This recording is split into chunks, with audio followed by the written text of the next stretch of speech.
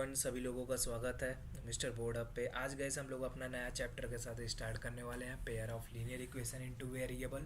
और definitely guys हमारा जो रिवीजन प्रोग्राम है आप उसके साथ लगे रहिए। अब डेफिनेटली हम पूरे चैप्टर्स कवर करेंगे। जो भी चीज़ हम पढ़ते जा रहे हैं, जो भी चीज़ है उसको ध्यान से देखते रहिए, आपको पूरी क्लैरिटी आएगी अच्छे से। ठीक है। सो गाइस ऑलरेडी मेरा तो नाम पता है, my name is Rahul Jaiswal and educator motivational speaker. So हम लोग स्टार्ट करते हैं आज अपना chapter pair of linear equation into variable. तो सबसे पहले हमारे पास आता है pair of linear equation into variable का। जो भी लीनियर इक्वेशन है उसका अगर ग्राफिकली देखे तो उसका क्या मीनिंग है। तो ग्राफिकली एक्चुअल में वो एक लाइन को रिप्रेजेंट करता है, आपको पता होगा। मैंने अभी कोऑर्डिनेट ज्योमेट्री चैप्टर में ऑलरेडी मैंने आपको रिकॉल भी कराया था कि जो हमारे पास जो स्टैंडर्ड फॉर्म होता है स्ट्रेट लाइन का ax plus B Y plus C बराबर 0, इसी को हम बोलते हैं लीनियर इक्वेशन इनटू वेरिएबल। क्यों? क्योंकि गाइस यहाँ पे हमारे पास दो वेरिएबल है, एक है वेरिएबल x और दूसरा हमारे पास वेरिएबल y। इसलिए यहाँ पे चैप्टर का भी नाम यही है, linear equation in two variable. तो ये एक्चुअल में लीनियर इक्वेशन इनटू वेरिएबल है। जो ग्राफिकली अगर बात बोलोगे तो ये एक्चुअल में एक स्ट्रेट लाइन रिप्रेजेंट करता है, या इसका कर्व बोलोगे। आपसे कभी कभी न्यूमेरिकल्स में केस स्टडीज में पूछे जाते हैं कि X plus B Y plus C बराबर 0 ग्राफिकली क्या रिप्रेजेंट करता है। डेफिनेटली क्या आप बोल सकते हो, ये एक स्ट्रेट लाइन रिप्रेजेंट करता है। ठीक है। अब इसका सॉल्यूशन है, ठीक है, इसमें जो भी सॉल्यूशन होगा लीनियर इक्वेशंस को वो डेफिनेटली टू वेरिएबल में होंगे। जो एक्स होगा और एक वाई होगा। जो एक्चुअल में क्या होगा कि आप X plus B Y plus C बराबर 0 के जो इसके जो सॉल्यूशन होंगे तो वो डेफिनेटली वो पॉइंट्स ही होंगे जो इसी लाइंस पे क्या करेंगे, लाई करेंगे। ठीक है। तो ये गाइस हमारा एक इंट्रोडक्शन था। क्या पहला पॉइंट है कि sir linear equation into variable ax plus B Y plus C बराबर 0 होता है। ग्राफिकली सर वो एक स्ट्रेट लाइन होता है। स्ट्रेट लाइन को हम कैसे रिप्रेजेंट करते हैं ये हमने ऑलरेडी कोऑर्डिनेट ज्योमेट्री में फोड़ चुके हैं। तो डेफिनेटली गाइस अब आते हैं हम लोग नेक्स्ट कॉन्सेप्ट पे, plotting the linear equation into variable the graph. Already guys आप याद करो, intercept on the x axis y axis हमने कोऑर्डिनेट ज्योमेट्री में ऑलरेडी करा हुआ, बट यहाँ पे भी फोड़ेंगे, यहाँ पे भी समझेंगे इस टाइप्स के न्यूमेरिकल को। तो ध्यान से देखिए, जो हमारे पास स्टैंडर्ड फॉर्म होता है ax plus B Y plus C बराबर 0।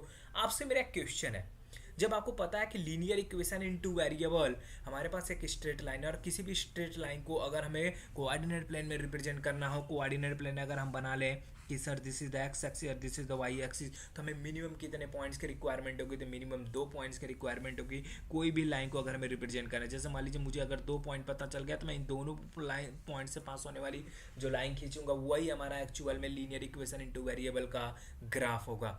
ठीक है। तो ये चीज़ें हमें ऑलरेडी पता है। तो यहाँ पे गाइस हम लोग थोड़ा सा देख सकते हैं, थोड़ा सा जो हमने लिखा कि कोई भी डिफरेंटली गाइस आप बोल सकते हो कि कोई भी लीनियर इक्वेशंस के इनफाइनाइट सॉल्यूशन। आप ध्यान से देखो, हम जितना पॉइंट्स रिप्रेजेंट कर रहे हैं तो ये तो अप्रोच करता है इन्फिनिटी से इन्फिनिटी, तो ये इस पे इनफाइनाइट सॉल्यूशन हमारे पास लाई करते हैं। ठीक है। तो यहाँ पे ये चीज़ें हमें क्लियर हो गई। उसके बाद हमारे पास कुछ पॉइंट्स, आप ध्यान से इस स्टेटमेंट को पढ़िए, बहुत सिंपल स्टेटमेंट मैंने ली हुई है। आपको डेफिनेटली जो चीज़ें मैंने एक्सप्लेन करी है ये जस्ट ऐसे लिखा है कि आप हमने ax plus B Y plus C बराबर 0, तो आप अगर मैं यहाँ पे बी वाई लिखूँ तो बी वाई को अच्छा ठीक है, आप बी वाई को लेफ्ट साइड ही रहने दीजिए, बाकी ax और c को राइट साइड में भेज दिए तो माइनस ax माइनस सी, तो यहाँ से y बराबर आ जाएगा minus ax minus c divided by b। तो ये हमने लिखा हुआ क्योंकि ये सेम वही चीज़ है, तो इसलिए आपको कंफ्यूज होने की कोई ज़रूरत नहीं है। ओके। सो नेक्स्ट हमारे पास है मेथड। हमारे पास है, अभी हम सारे न्यूमेरिकल करेंगे, फुल न्यूमेरिकल प्रैक्टिस करेंगे एक एक लाइन, क्योंकि आपको पता है मैंने पहले भी वीडियो में बोला और हर वीडियो में हमेशा बोलता हूँ कि math is only depend on the practice. तो गाइस हम प्रैक्टिस के साथ भी काम करेंगे।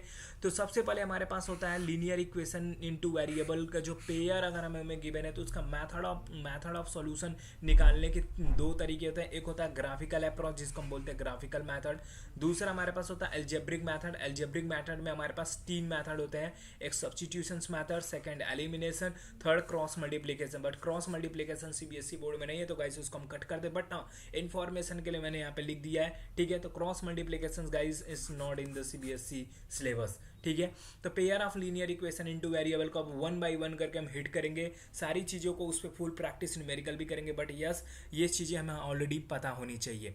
चलिए उसके पहले कुछ हम लोग कॉन्सेप्ट सीख लेते हैं। इस पे भी बहुत सारे न्यूमेरिकल मैंने देखा सीबीएसई पीवाई की उसमें ऑलरेडी पूछे जा चुके हैं, कि जैसे कंसिस्टेंसी और हमें नेचर ऑफ ग्राफ थोड़ा सा डिस्कस कर लेते हैं। कि जैसे मान लेते हैं पेयर हमारे पास गिवन है लीनियर इक्वेशन इनटू वेरिएबल, पहला है a1x plus b1y plus c1 बराबर जीरो, दूसरा a2x plus b2y plus c2 बराबर जीरो।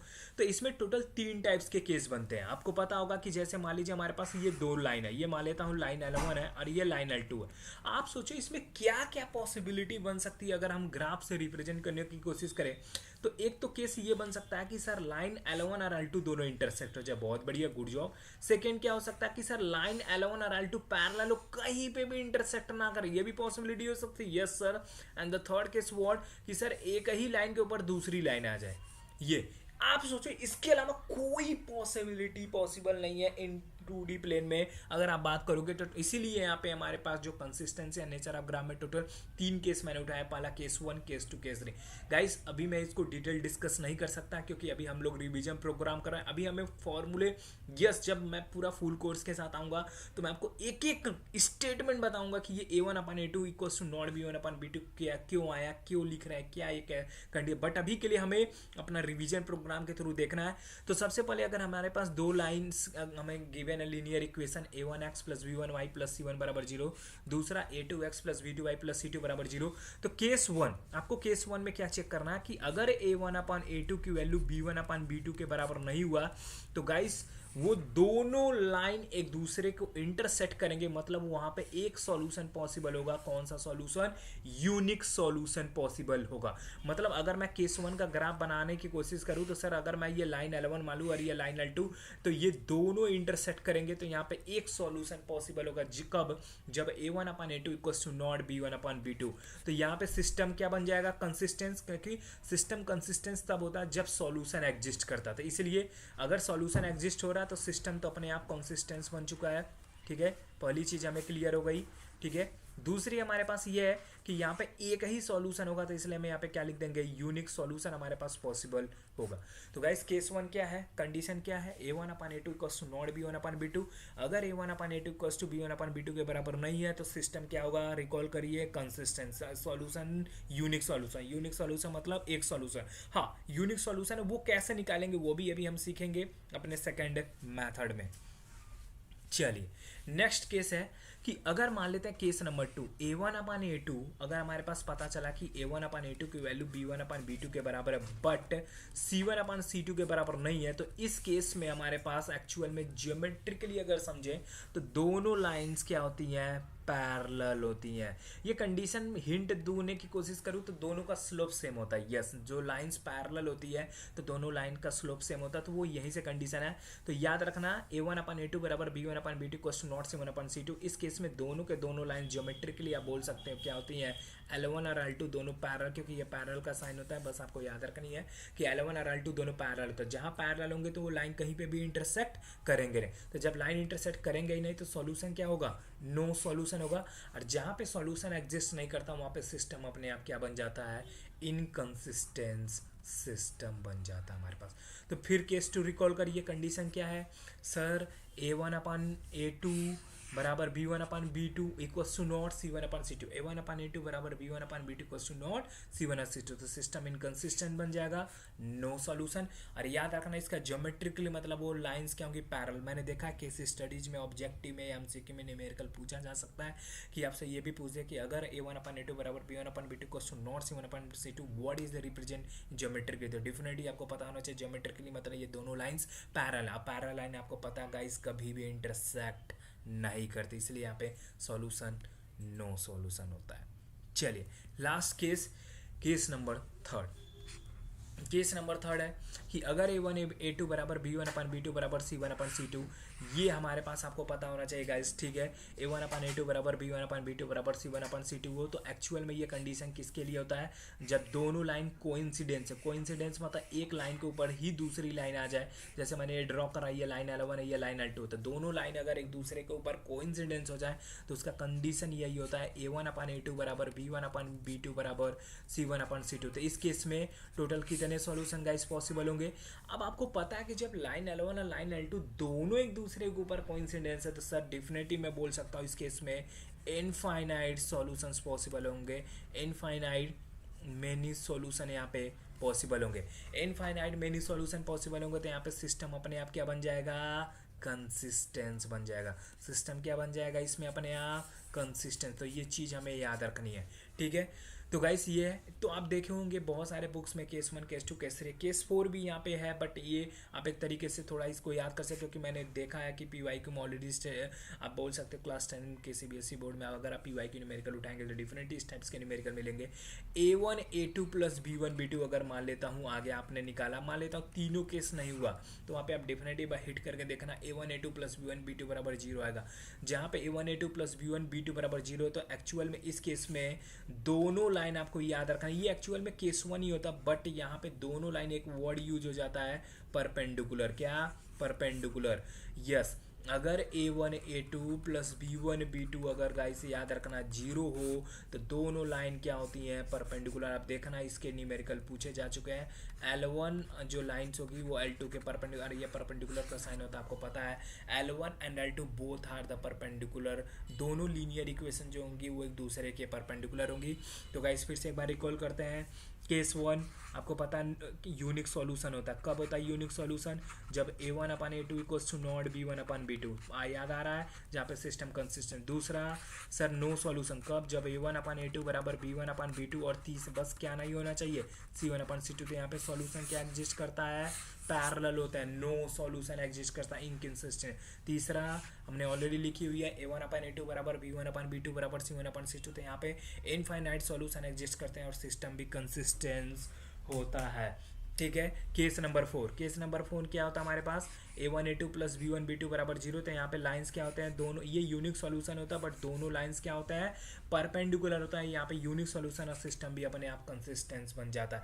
तो मेरे को लगता है गाइस अभी हमने थ्योरी पढ़ चुके हैं, अब आता है हमारे पास कुछ न्यूमेरिकल, तूफानी टाइप्स के न्यूमेरिकल हम लोग बनाते हैं। सबसे पहला क्वेश्चन जो हमारे CBSE 2024 में ही पूछा हुआ है कि सर हमें पूछा है द वैल्यू ऑफ के for which the linear equations don't have a solution. तो डोंट हैव ए सॉल्यूशन याद करो कौन सा case? Case number 2। Case number 2 मतलब नो सॉल्यूशन, नो सॉल्यूशन मतलब पैरेलल। तो कंडीशन क्या होता है? अगर हमारे पास A1x plus B1y plus C1 बराबर 0 है, दूसरा हमारे पास है A2x plus B2y plus C2 बराबर 0 होता है, यहाँ पे जो हमारे पास पैरेलल की कंडीशन A1/A2 बराबर होता है B1/B2 but not equals to C1/C2। तो ये हमारे पास कंडीशन होता है नो सॉल्यूशन का। तो यही कंडीशन हम लोग यहाँ पे अप्लाई करने वाले हैं।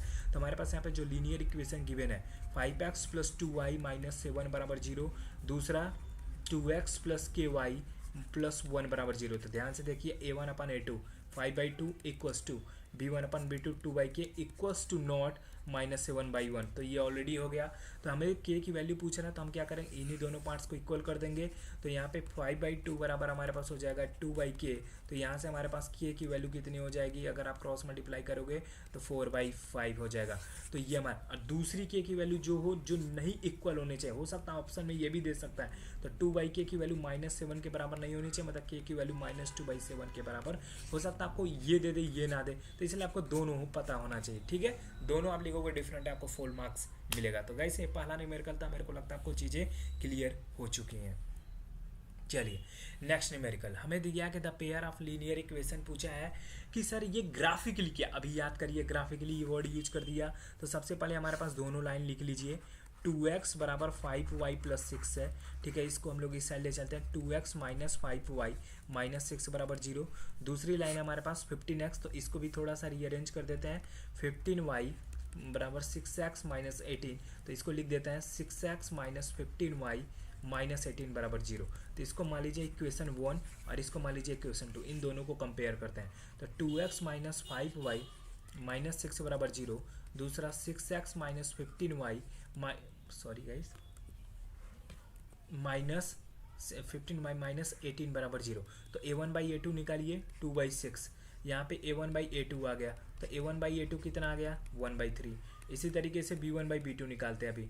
तो -15 by minus 5 by minus 15 1/3 good.